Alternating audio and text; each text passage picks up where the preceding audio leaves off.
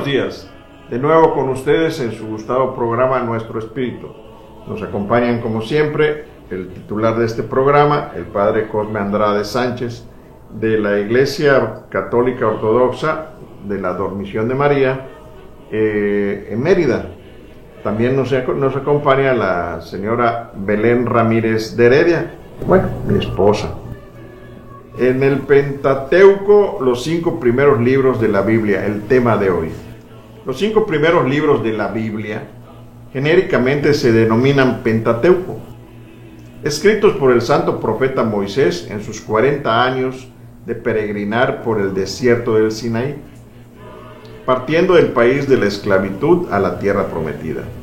En sus orígenes, todo lo que escribió Moisés era una sola compilación de las divinas revelaciones, un escrito conocido entre los hijos de Israel como la Torá, la ley. O sea, la Torá es la ley, bajo la autoridad de Moisés, y pusieron a los sacerdotes en sus turnos y a los levitas en sus clases, para el servicio del Señor en Jerusalén, conforme a lo escrito en el libro de Moisés. Padre, ¿qué es esto del Pentateuco? El Pentateuco son los primeros 5 libros con que se inicia el Antiguo Testamento. Hablamos del Génesis, Éxodo, luego tenemos el de Levítico, de Números y Deuteronomio. Son los 5 libros con que se inicia, porque precisamente son libros históricos para nosotros los cristianos, de vital importancia, y son también para el mundo judío la Torá, o sea, la ley.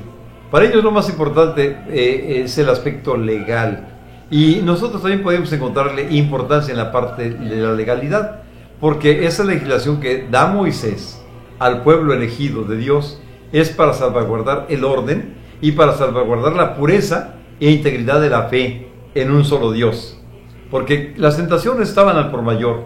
¿Quiénes rodeaban al pueblo judío? Primero, allí en el contexto en el que estamos viendo, en Egipto, pues lo rodea la idolatría de los egipcios.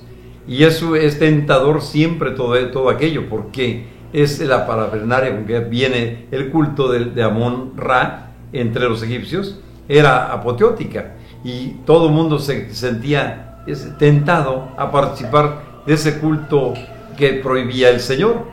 El Señor quería un pueblo para Él, un pueblo que sirviera de modelo a los demás pueblos de la tierra, porque en el futuro, en los tiempos del Mesías, así tenía que ser la humanidad.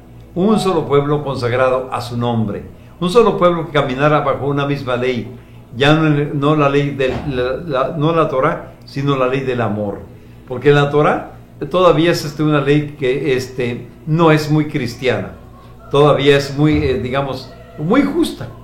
El ojo por ojo y diente por diente, la ley del talión, era muy, muy cruel, en ese tiempo. Ya con el Señor tenemos otro concepto de ley.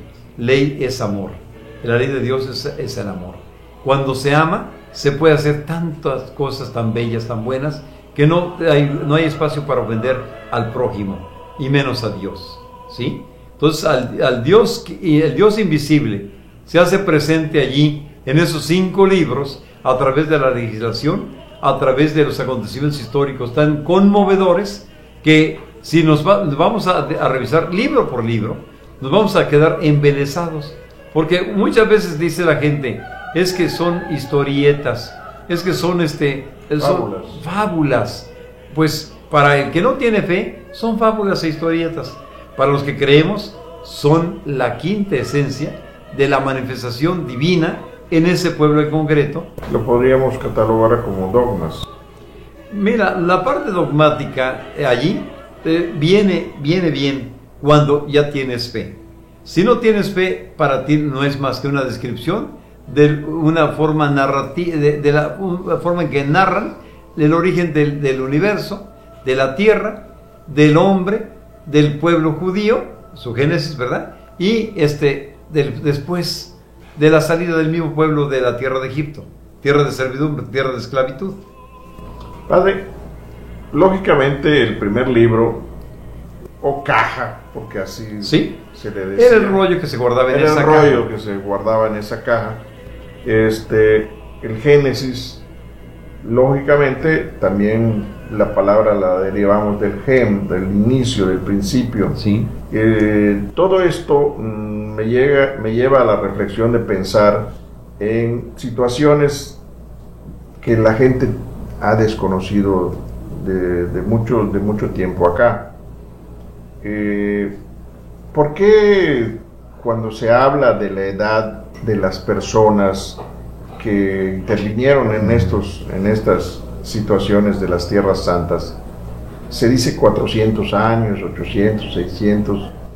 Porque no se llevaba el calendario gregoriano que nosotros estamos llevando de 365 días, se llevaba otro distinto. ¿Es cierto eso, o porque ellos vivían mejor, porque se alimentaban diferente, porque no tenían contaminación, porque no habían tantos conservadores como ahora nos afectan con situaciones que ingerimos? ¿Es eso, padre? Claro, es una combinación de ambos elementos. Vamos a ver, el calendario pues era lunar, y la aproximación con el calendario convencional que tenemos hoy en día pues es de 2 días de diferencia. Pues los años prácticamente eran los mismos que tenemos hoy, el día de hoy. Ahora bien, la forma de vivirlos en la pureza del ambiente, el atmosférico, de las mismas plantas, que la tierra no estaba contaminada, la tierra todavía estaba virgen para producir sus frutos.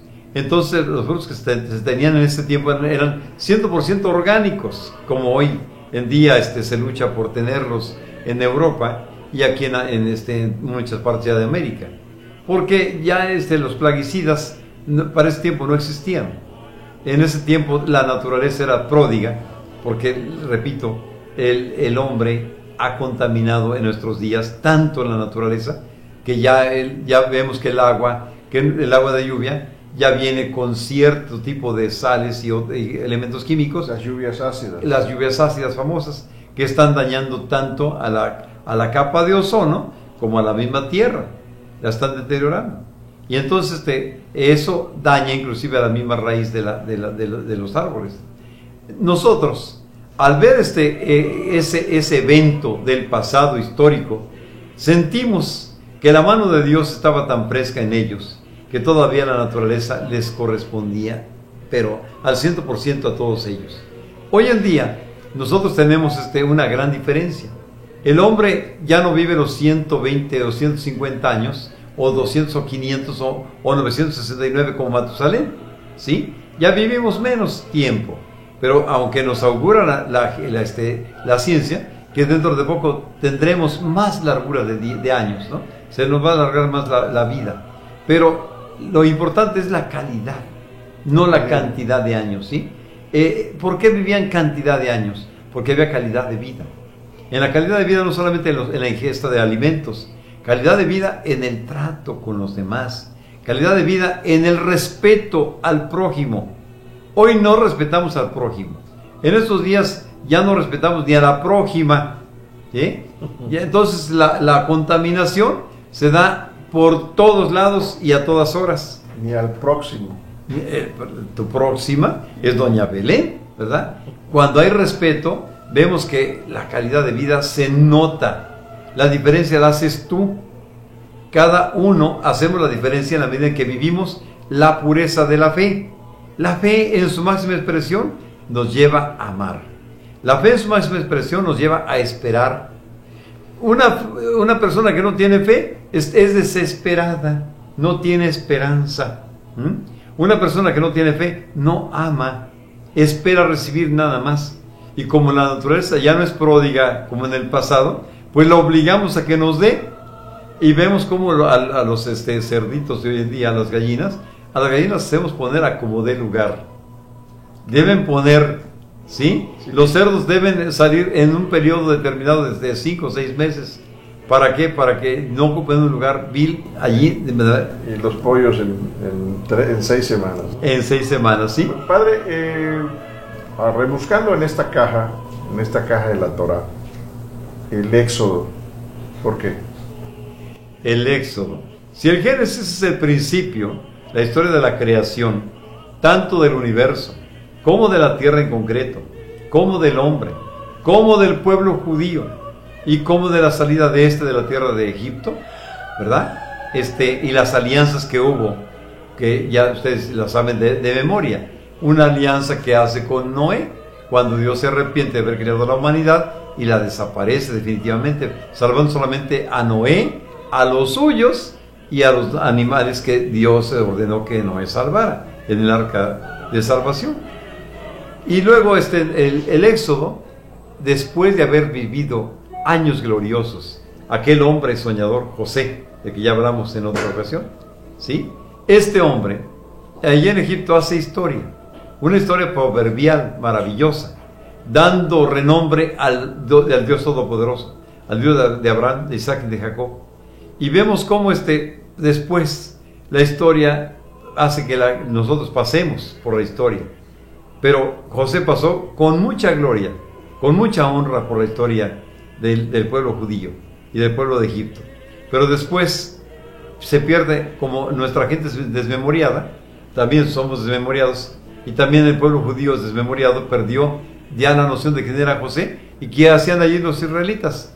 A los israelitas los ponen a trabajar como esclavos a las grandes construcciones, y además ese libro precisamente del Éxodo da pie a que Dios se acuerde de la promesa que había hecho a Abraham de que sus descendientes ocuparían la tierra prometida.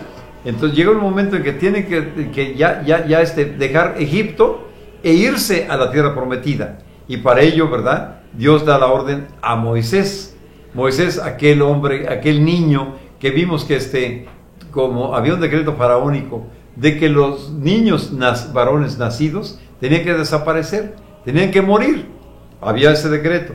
Las parteras se encargaban de eliminarlos. Y entonces a criterio de ellos.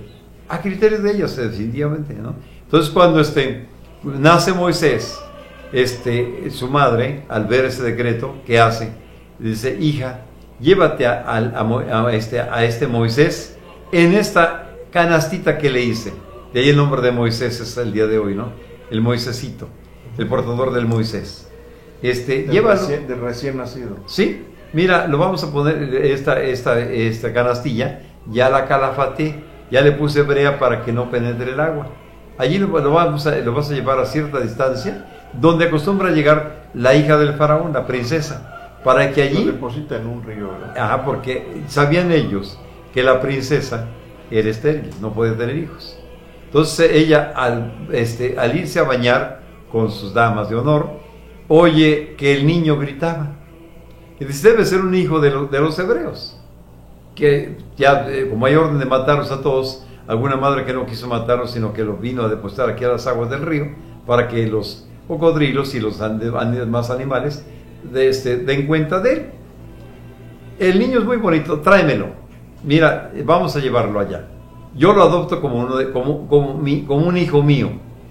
Entonces sale al quite allí, ya digamos premeditadamente, estaba a cierta distancia la hermana de Moisés, Miriam. Y Miriam aparece ante la hija del faraón. Le dice: oye, ¿no te gustaría que yo te buscara una nodriza?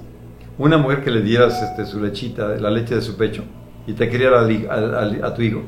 ¿Cómo no? Tráemela. Y efectivamente era la madre auténtica, la madre legítima de Moisés. Finalmente ella amamanta a Moisés. Moisés crece en la corte. En ese tiempo nos damos cuenta que la cultura egipcia estaba en su máxima expresión, estaba en auge. Yo le podría decir que esto es plan con maña, ¿verdad? Plan con maña. Y ya sabes que Dios de los males saca bienes, siempre. Así es. Ajá. Entonces cuando precisamente decías del Éxodo, allí precisamente se empieza a gestar la salida, el Éxodo del pueblo judío a la tierra de promesas. Y vemos que Dios da la orden a que Moisés, y Moisés, fíjate, es un caso curioso. Primero ve que a un paisano de él lo están casi matando, lo están masacrando. Un guardia, un capataz un capataz egipcio. Entonces él, la sangre, ¿verdad?, le llama y lo defiende y mata al guardia. Era tan fuerte, tan fornido Moisés, que mató al guardia, y eso era penadísimo que un hebreo matara a un egipcio. Entonces huye, se va al otro lado del Mar Rojo y se encuentra con en la montaña de Nebo a un gran amigo que es Jetro. Jetro era sacerdote del Dios Altísimo y él dice, voy a servirle cuidando sus ovejas, va a servirle de pastor. Y después allí en el monte Sinaí el Señor da la orden a Moisés de que por favor, cuando se le aparece Dios en la zarza ardiente, mira, saca a mi pueblo.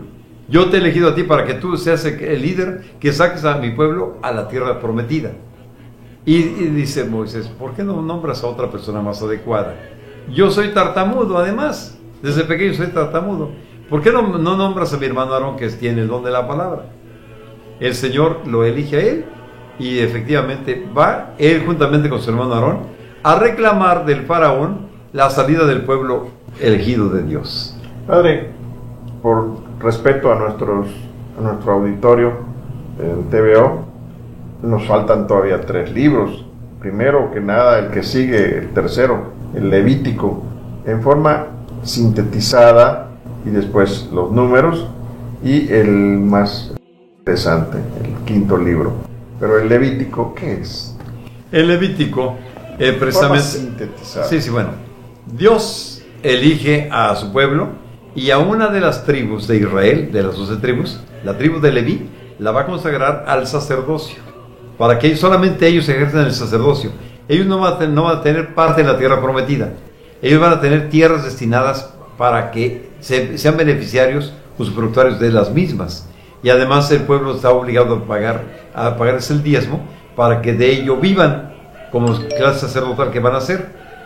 Entonces el libro de Levítico es un libro de ceremonias, es un libro cultural, donde Dios está dictando cómo deben ser las vestiduras de los sacerdotes, y entre ellos y allí van a consagrar precisamente al hermano de Moisés como el sumo sacerdote, ¿sí? No va a ser un simple sacerdote como los demás, va a ser el sumo sacerdote, Leví, Aarón. Pero después el mundo de los levitas va a dedicarse a hacer el culto dedicado al Señor Todopoderoso. Después tenemos el libro de los números, donde el Señor reclama un censo, porque ya están en el preámbulo de entrar a la tierra prometida. Tienen que ver cuántos hay y qué les va a tocar. Y después vemos el último libro, que es el Deuteronomio. Deutero significa segunda. Es para empezar, es número ordinal en griego. El Deuteronomio significa que el Señor está pidiéndole ya a Moisés, como ya está en sus últimos instantes, y Moisés acaba de cometer un error. Cuando él presenta la queja de que su pueblo no tiene agua para beber, el Señor le da la orden de que golpee con su vara, con su bastón, la roca de Oreb, y Moisés da 2 golpes, y el Señor se molesta con Moisés por haber desobedecido. No va a entrar tampoco él en la tierra prometida. Moisés entonces empieza a recomendarles encarecidamente que como él ya se va y él no va a entrar a la tierra prometida, por favor observen los mandamientos que el Señor les da, porque son bendición para ellos. Hay bendición absoluta en el cumplimiento de la ley. ¿Por qué? Porque van a ser bendición donde quiera que ellos se encuentren. Un hebreo, un judío, como pueblo elegido de Dios, como parte del mismo, lleva bendición a la tierra prometida. Pero la bendición está en la observancia de los mandamientos, porque los mandamientos son para preservar el orden, porque son la antesala de la nueva era que les espera. Después de la tierra prometida vendrá el Salvador, y el Salvador vendrá con una nueva ley, la ley del amor. Entonces la ley nos va conduciendo como un pedagogo divino hacia Cristo. Bueno, pues hemos escuchado todos estos comentarios del padre Cosme Andrade, de la Iglesia Ortodoxa de Mérida, y dependiendo también de que doña Belén nos quiera hacer alguna pregunta al padre Cosme, o nos podríamos despedir con la pregunta de doña Belén. Bueno, padre, cuando Moisés guiaba a su pueblo, sufrió muchas cosas, ¿verdad? Y el pueblo le reclamaba a él también porque él había conducido hasta ese lugar, pasando tantas cosas, ¿no? Pero como dice la fe de ellos, pues seguían pasando calamidades hasta que Moisés los aplacaba y todo, y hasta que al fin pudo llegar a su destino al pueblo, ¿verdad? Sí, muy interesante la pregunta que hacía Belén, porque precisamente Moisés era el líder, y un líder pues no es siempre, se queda con toda la gloria, se queda también con las pedradas que le lanzan. Y lo reclamaban. ¿Sí? Esos reclamos lo hicieron que también perdiera la cabeza en un momento dado, cuando le dice el Señor, golpea la roca de Oreb, y él da 2 golpes, pues yo creo que también le hicieron pasar malos ratos, y Moisés también perdió la cabeza por unos instantes. Entonces, lo interesante aquí es ver que Moisés era el hombre que es el profeta de los profetas, el hombre que habló cara a cara con el Señor. Su rostro siempre quedó iluminado y él se cubría de manera, digamos, humilde, para que no vieran el rostro iluminado y se asustaran los demás. Pero la benevolencia de Dios lo hizo tener un semblante siempre agradable, un carácter dulce y ser una persona comprensiva, que aunque no lo comprendieran, él siempre comprendió. Bueno, pues muchas gracias, padre. Muchas gracias, señora Belén. La pregunta esta fue muy interesante porque ahí se demuestra que los hombres sabios no solamente es por su sabiduría, sino también por su fortaleza y en lo que creen. Les invitamos que para la próxima semana nos vean y nos escuchen estos conceptos que el padre Cosme nos trae como agradecimiento a la vida y a muchas de las cosas que pues vamos a estar produciendo para ustedes. Muchas gracias. Dios los bendiga a todos.